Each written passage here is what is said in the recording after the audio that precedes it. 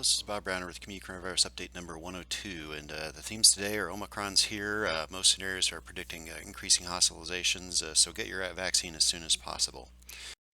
So if we look at Douglas County's rates, although yes, case report numbers aren't as accurate as they used to be, the magnitude of this is probably much higher. A lot of cases got missed, for example. However, it still correlates pretty closely with hospitalization rates. You'll see that, all these case rates mirror almost exactly, including here's the drop here and here's the drop here. So again, it's still important to watch these case rates.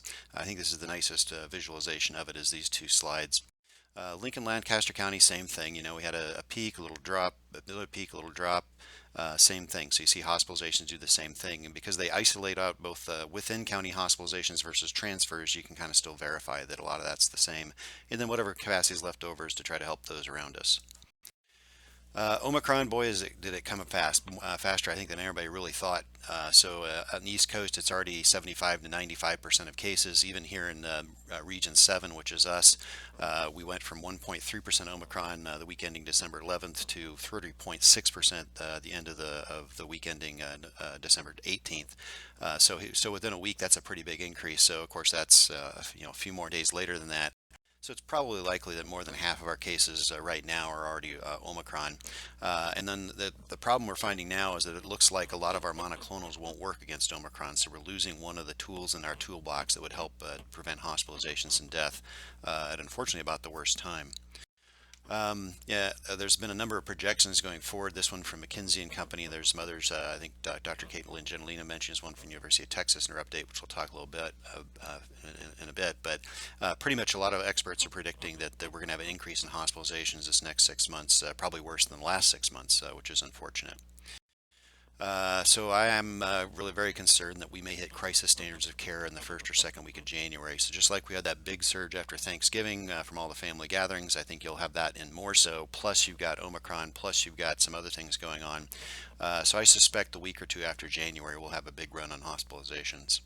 And what does crisis standards of care mean again? Well, if it gets bad enough, it means your dad may get treated for his heart attack in a tent outside the hospital. If you're in a car wreck, there may not be a place to send you, and they'll just do the best they can in the ER wherever you happen to have your car wreck. They might not be able to find a trauma center for you. And then, again, when surgeries get delayed because they're just run out of nursing staff and stuff like that. And so we don't want to be there, but I think there is a fairly good chance we'll be there the first or second week of January. Big news in Lincoln is that the mask ordinances, they're going to let it expire. As you can guess, the usual suspects disagree with that, and Dr. James Lawler said, I can't think of any worse timing, and of course I think this is a bad idea as well. I think the rationalization saying that vaccinations is adequate is not correct. Plus we've had a couple layers that are changing right now. So public health is layers, and the adequate vaccination rate is just probably 85% plus with the infectiousness of this vaccine. We have a new variant that's actually going to evade some immunity, both natural and some vaccine without a booster. We're losing one of the tools in our toolbox, which is the monoclonals. The access to that will drop. There is a monoclonal that will work, but we won't get enough to replace the volume we were using. And then to take away masking right at that time, I think that's a bad decision. So vaccination rates, I think this is actually also inaccurate now. So we've got first and a second vaccine, but we know that really most people over 18 should have a booster. So where's the vaccination rate for people with a booster? It should be 85% plus, and I don't think we're there. Last projection I did see was it's about 60% even here in Lincoln. And so we just don't have enough people with a booster vaccine yet to say that vaccinations are adequate at this point with Omicron escaping some immunity. We've got studies showing that, without that booster, immunity really seems to wane for Omicron, but with that booster, we do better. Dr. Caitlin Genelina, again, today's update kind of goes through the latest numbers, and unfortunately, we have some better data, but still we don't have enough to conclude how much worse or better things are going to be. From a spread, it's pretty much across the world. It's grown dramatically, and what you see is two countries, Germany and Netherlands, have put on the brakes, and of course you'll see that big drop there. The UK and Denmark, not so much.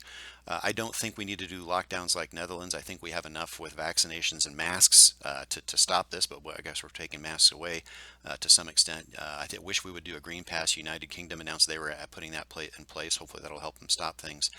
So we'll see what happens with this. Some good data from South Dakota or South Africa is at least the hospitalizations didn't rise as much as the rates. Some people would say you really probably shouldn't use the Delta surge because it's in their winter, whereas this is in the summer where things, because people aren't inside as much in the summer, maybe that you should really be comparing this to this. Although, so the hospitalizations are a little lower, although not by a lot. And deaths again take time, so we don't know for sure how that's going to shake out. We also can't usually use this as a comparison group, the United States, because South Africa has a much younger population. So I don't know if you can really go by this data alone at this point. Again, there's that COVID risk pyramid. The good news is with vaccinations, even when you have a quote breakthrough, which is probably a bad term, almost all the time these are really mild infections or asymptomatic. The main thing is preventing the hospitalizations, complications, and deaths, and both of the vaccines work well against that. Brian Health has been putting out again the same type of visuals. So you see the unvaccinated, those without a booster, and those with a booster. There's very few people with a booster, and almost all of those people are immunocompromised. And so it's not that the vaccine failed; it's just it failed in them because of their immune condition. It's their inability to put an amount of immune response, and so essentially they're put at risk because all these other people not doing the right thing. Good data out of Massachusetts. I hope we get similar out of Nebraska. I've seen a slide like this showing that vaccinations reduce hospitalizations by 10 to 14 times. But what about boosted without boosted? Well, here it is. Without the booster, it's still a five-fold reduction. That's an 80% prevents 80% of those hospitalizations, which is still pretty good actually. But with a booster, it's 31 times more. That's about 97% reduction in hospitalizations. So the vaccine with that booster is very, very, very effective. So if you haven't done so, go out and get that as soon as you can. Um, Another problem, of course, is where I'm a little worried being on the school side of things is that, yeah, we've got, okayed vaccination rates. Under 18, you might only need two shots, but that's 65%. That's not the 85% we really need. And 5 to 11-year-olds, we just haven't had enough uptake. We've had 30% for one shot and 20% for two. I think maybe there's some people on the fence that still need a little more time, had scheduling over the holidays. So I'm going to push that most schools at least keep those masks on K through 5, so that these parents have a little more time to get off the fence and go ahead and get that vaccine for their kids. Yes, it's a lower risk than adults, but keep in mind the coronavirus mortality is still much higher than influenza. So based on November's data now, we compared a similar number of influenza deaths over 2 seasons to coronavirus. Coronavirus is 2 to 3 times as more likely to cause fatalities in children. Still overall low, on a per person chances, but still enough that I think it is worth us doing this, is focusing on vaccinations for the kids. A success story, at least in Lincoln. So one of my day job things is work on vaccine promotion in the minority populations, and we started a marketing campaign because in Lincoln back in August we had a much lower vaccination rate for the Hispanic and Black population as opposed to white and Asian, and so we did a big marketing campaign. We were actually very successful initially with the Asian or with the Hispanic population. A lot of folks participated and were part of the advertising campaign. We had local Hispanic physicians and families. Unfortunately, it may have been helped a little bit because Father Ramon, a Catholic priest who serves the Hispanic community, died of coronavirus, so that probably got some people's attention as well. We're going to see if we can hopefully reproduce that with the African American population. So we've had a lot of prominent African American people in Lincoln, Nebraska, including some of our local healthcare providers. Hopefully, we can get that increase to happen in the Black population, just like we did in the Hispanic population. Of course, that would then be a problem where we could be at a point where actually the white population is the most disparate population. One of the most unfortunate things about this pandemic is that your political affiliation is still the best predictor of your vaccine status. So what we really need, I think, is getting Republican leaders to be a little more frank about saying get vaccinated, what they did. Which we have done. So thankfully, Governor Ricketts did say that yes, he's not only been vaccinated but received his booster, and actually so did former President Trump, although he didn't meet with the same reaction one would hope. But at least they're coming out saying, hey, I got a booster too, and that maybe that'll convince a few people to get off the fence. So at the end of this day, the good news is, at least for my family, we're not going to change our family plans because of Omicron, because I think we've done, I think the things we need to do to protect our family. So again, looks like we're still going to stick with our house rules now for our four generation family gathering for Christmas. Everybody to come, you got to have a boosters if you're eligible and you're over 18. If you're 5 to 17, you must have 2 doses, and we'll probably get the under 5 kids a booger test to make sure they're not going to infect, grandma or great grandma, that kind of thing. Some have done some rapid testing if they were in a high-risk situation, and of course we've been very careful about avoiding restaurants and bars and places like that to decrease our chances of exposure and exposing somebody else. And so we're still going to have a good Christmas, and I think we've done the things that I feel reasonably safe having these things in place. But there's three groups who will suffer, which is kind of sad for Christmas. And one is the unvaccinated who've been misled by all the misinformation out there, which is really unfortunate. So many of these deaths and hospitalizations could have been prevented. I feel bad for that, but I'm not sure how much more we can do. I feel bad for the immune compromised who can't respond well to a vaccine. They're doing the best, but through no fault of their own, they're at high risk, and mainly they're at risk because of these people not caring about them, which is too bad. And of course, those folks who are working in the hospitals, that's going to be really tough for them, especially in, I think, the first 2 weeks of January.